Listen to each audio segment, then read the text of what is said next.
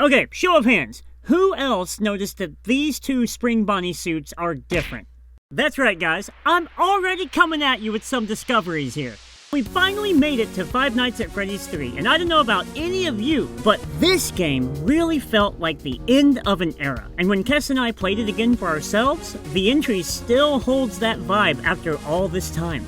Now, if you've been following along with this series, welcome to part 3, and if you haven't, I really recommend checking out those first 2 videos before watching this one. Because the whole goal of this video series is to put the story of FNAF together within the context of its release date and the game in question. And let me tell you, I had to play through this game like 4 times. Now that was mainly because I'm an idiot and messed up my recording, but it's also because FNAF 3 is the first one in the franchise with multiple endings. And guess what? I have come to a very divisive conclusion about this entry. You see these things here? Well, I'm not entirely sure these were canon even at the time of release. But that's enough teasing. It's time to clock in and solve both the story and minigames of Five Nights at Freddy's 3.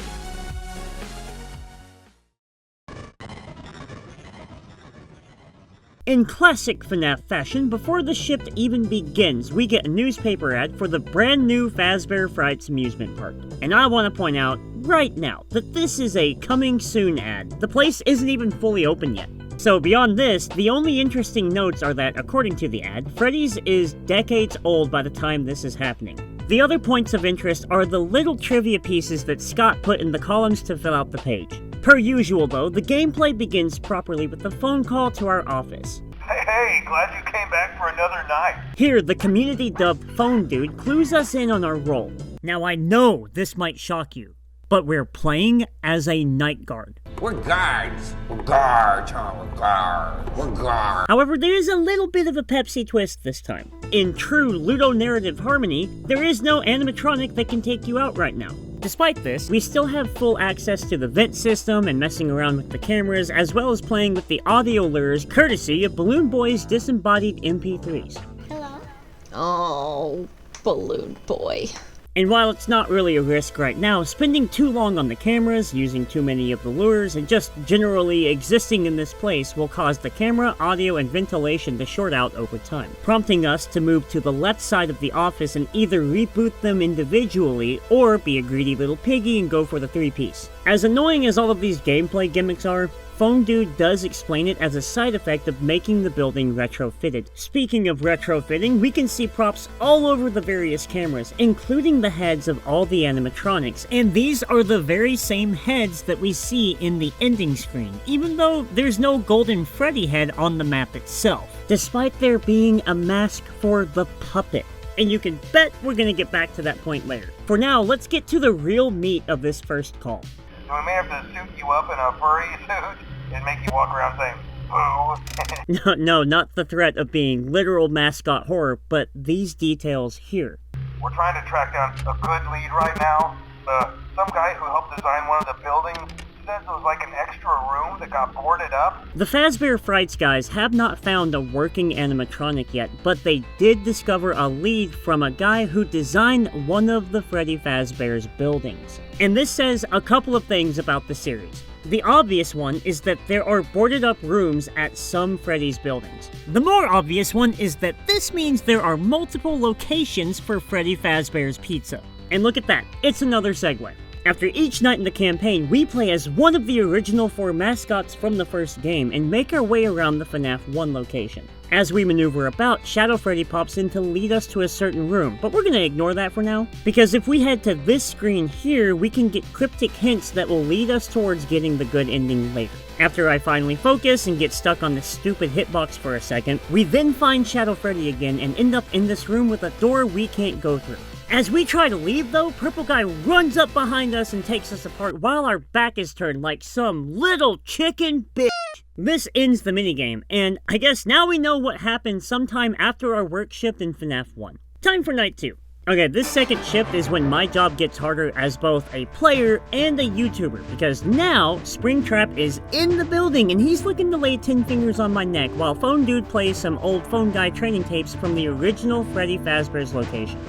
Hello? Welcome to your new career as a performer/entertainer for Freddy Fazbear's Pizza. Yes, the one that was referenced in FNAF 2. First, I want to point out the other animatronics real quick. By messing around in the world, we can get jump scared by the phantom variations of Freddy, Chica, Foxy, Balloon Boy, Mangle, and the puppet. Even though they don't cause a game over, they still set you up for one by causing errors in your office. Now, in more lore-related news, we finally get a reason for why Golden Freddy is special after 3 whole games. Right now, we have 2 specially designed suits that double as both animatronic and suit. These 2 suits are obviously Golden Freddy and Spring Bonnie. Our 3 times a teacher then points out that while either of these suits are in animatronic mode, Animatronics are set to turn and walk toward sound cues. so this is why in-game we have to use audio lures to keep Springtrap away from us. He is stuck in animatronic mode, which leads us to believe that Golden Freddy has always been stuck in suit mode. Well, let's give it up to Night 2, because that is a lot of questions finally answered in this franchise. So now we finish up the night, pick up another clue, watch Bonnie get disassembled, and then start the next ship. Night 3 is one of insanely clever retconning. So it turns out that if you do almost anything short of using the spring lock suit as a literal grave, the locks can pop out and impale whoever is wearing it. But that's not the retcon. This bit is. Please go to the designated safe room. Every location is built with one extra room that is not included in the digital map layouts programmed into the animatronics or security system. And I'm not being a punk. To me, this is retconning done right. For those not in the know, retcon has 2 primary definitions, so whether he knows it or not, the Cawthon has been retconning for a hot minute. But let's analyze this information real quick. So the other room that's off camera and not on the mapping for the bots explains why we can't enter the room with Shadow Freddy, and logically we can assume that's where Phone Dude found Springtrap. Okay, bet. I'm following you, FNAF 3. So let's watch Chica get taken apart and then move on to the halfway point of the game. Alrighty, Quatuor Knox has Ralph immediately walk back his instructions on the yellow suits. After learning of an unfortunate incident at the sister location involving multiple and simultaneous spring lock failures, the company has deemed the suits temporarily unfit for employees. And I'll be damned that this fanbase didn't find a way to make a religious war out of every part of that sentence. Later on in the same tape, there's also this line that started a bunch of trouble by itself too. Until replacements arrive, you will be expected to wear the temporary costumes provided to you. Keep in mind that they were found on very short notice, so questions about appropriateness/relevance should be deflected. And not to be that guy, but there is a reasonable explanation for all of this, and you can find it in FNAF 3 itself. But you're gonna have to wait until I wrap everything up before I break down the interpretation. Anyways, Foxy is next on the chopping block, and from here we can begin Night 5. This night is also uncharacteristically straightforward. Phone Guy tells us that people need to stop using the safe rooms for anything other than fellow employees going 6 feet under. Also, the Spring Bonnie animatronic has been noticeably moved. Now I feel like all of this Night 5 phone call, especially in the context of a playthrough, doesn't even merit an explanation. So I'm not gonna give it one yet. Besides, we immediately get to see what all of this was foreshadowing in the post-night clarity. Now, instead of an animatronic, we play as a little ghost kid heading over to the safe room and scaring Purple Guy into the Spring Bonnie suit. While the antagonist is busy laughing at us, he forgets that the entire building is moist from leaking all night, so obviously the suit malfunctions. Spring locking him and trapping the Purple Guy in an ironically poetic coffin while the ghost kids disappear. I then get hit with this picture of the original 5 animatronic heads and the words, bad ending. So even though my fiance nopes out of the rest of this playthrough... Bad ending? There's a good ending? I guess I have to look up a good ending now. Nightmare! No thank you. Thank you so much for joining me. You know we still gotta get ready to go through Night 6. Night 6's phone call just reveals that Freddys has sealed up the safe rooms and warns that nothing will be removed from them. He also mentions that the company requests that this room not be mentioned to family, friends, or insurance representatives. And as you can expect, this game ends with another newspaper, which shows the Freddy doll and reveals that Fazbear Frights has burned down overnight. While foul play hasn't been ruled out, it appears to have been caused by the faulty wiring that Phone Dude alluded to on Night 1. So we have to make sure everything works and nothing catches on fire. Now, because I know you're all waiting for it, yes, if you brighten the image, you can see Springtrap's head behind the Freddy doll, hinting that the antagonist survived yet again, just like all of the other horror franchises out there. So now is usually when I talk about the Easter eggs, but there's only a couple in this game. One is the changing posters, another is Shadow Freddy in the office, and here is the returning spooky screens when you lose or boot up the game, this time showing Springtrap's modeling photos. But the final Easter egg is the puppet itself showing up in Fazbear Frights. I've seen a lot of people say the fact that you can see its reflection means that it's physically in the building, and guys, that's just how the game engine renders the environment. To prove my point, you can still see Phantom Mangle's shadow on the ground, but that doesn't mean the character is really there. With that being said, the puppet is definitely still physically here. You just got to the wrong explanation for why. And to explain how that's relevant, I've got to unlock the good ending first. By using the clues from the post-night sections, you can find hidden minigames on every night in FNAF 3, except Night 6. The first is Balloon Boy's Adventure. We go around as the titular boy and collect some balloons. By clipping through this wall, we're able to find not only the last balloon, but we're also set up to know we may have to do some boundary breaking in the other minigames too. The next is Mangle's Quest, and I'm just gonna skip to the good part. Collect your body, clip through the wall, get past this giant puppet silhouette, and platform using balloons from our boy to get some cake that we will be using in all the other games, including Balloon Boys itself. So, go back into Balloon Boy's Adventure, clip through the wall yet again, platform to this crying kid instead, and give them some birthday cake now. Then in Night 3, hop into Toy Chica's party, boundary break yet again, get used to that, and give even more cake to even more crying kids. Are you noticing a pattern yet? Well, Night 4 cranks up the glitchiness in more ways than one by having us dial a number into this wall like Pappy used to, so we can fly around as Fredbear on stage 1. This minigame has us clipping all over the place until we somehow manage to find this one kid and give them the birthday cake they need for the next clear.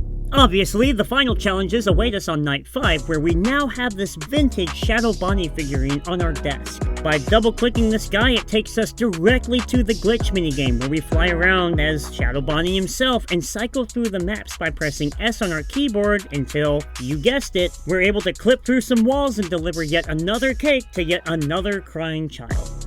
So, why did we do all of this?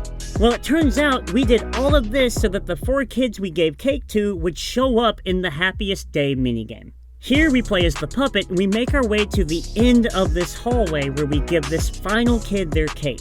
Upon delivery, the final kid dons a golden Freddy mask, while the 6 children on screen vanish and their masks fall to the floor.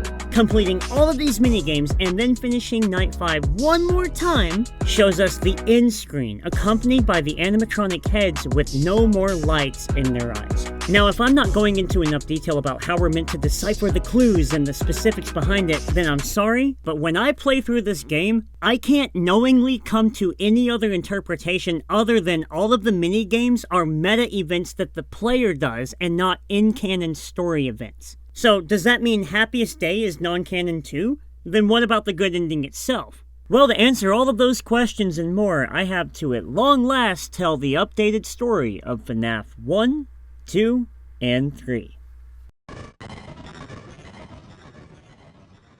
In FNAF 3, we play as a currently unnamed night guard at the not-quite-open-yet Fazbear Frights amusement park. The park is fully committed to a retro aesthetic, and because of that, the ventilation and other wiring is faulty, causing us to hallucinate and see other animatronics throughout the week. Soon, the company discovers a long-abandoned Spring Bonnie costume which houses the corpse of Purple Guy, and he becomes our main antagonist in the game. And that's not all, because the company also found vintage training tapes from the original Freddy Fazbear's location that FNAF 2 hinted at, and they are still voiced by good old Phone Guy.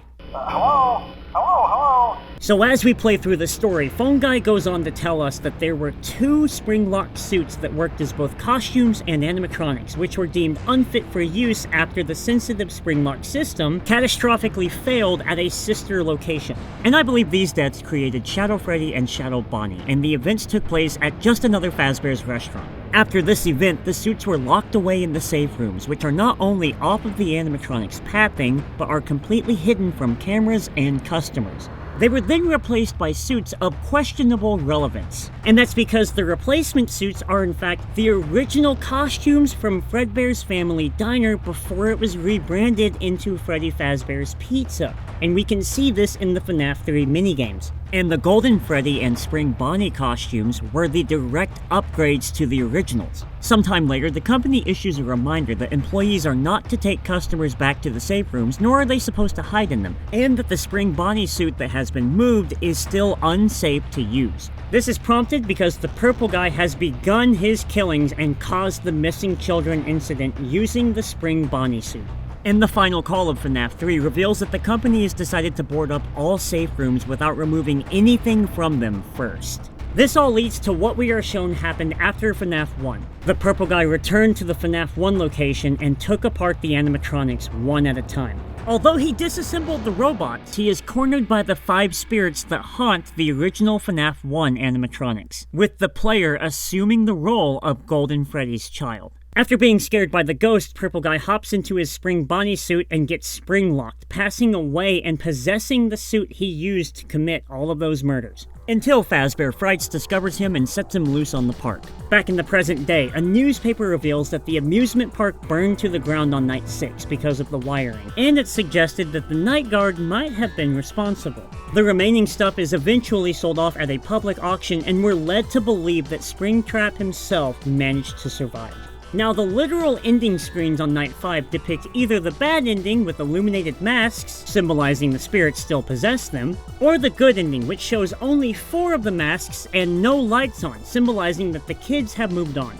The final story thread is the puppet itself showing up physically in FNAF 3, and I believe it is actively waiting until we complete all of the mini-games and help all 6 of the kids move on. I'm aware this is a controversial perspective, but based on what I took from playing this game, I don't believe the good ending was ever canon. And the main reason is because we, as the players, are the ones who put the pieces together, not the protagonist. And in a way, isn't that kind of beautiful? It was us as fans who helped Scott Cawthon make a living off of FNAF, and so it's up to us as fans and players to put the pieces together and give these kids their happiest day. I think the entire idea of a good ending was put into place in case Scott wanted to stop making FNAF games here, but he ultimately chose to continue the story from the bad ending. This explains why Springtrap survives the fire, but more importantly, this also explains why Golden Freddy's head is in the bad ending, but not the good one.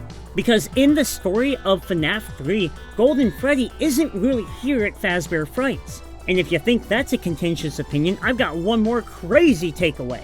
I believe the game hints that the suit they threatened to stuff you in Night 1? So we may have to suit you up in a furry suit and make you walk around saying, boo. Is Golden Freddy's. That's why the spirit of that suit is in the cutscenes and minigames, but not the actual physical animatronic.